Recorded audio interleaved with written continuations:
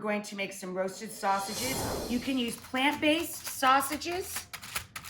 These are pork sausages.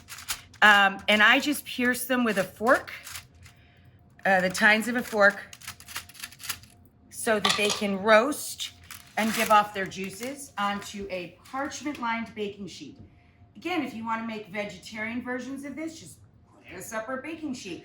There's so many great vegetarian, plant-based, in other words, Italian sausage, chorizo, spicy this, mild that. This is just a Sicilian lemon and fennel sausage that I bought online. And this is a spicy Italian pork-based sausage. Again, for my sister, we roast off chicken.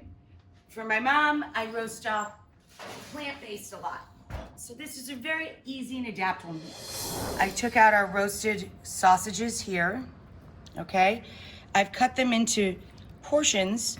Here's the sweet sausage, here's the spicy. Again, this could be plant-based sausage or two separate platters.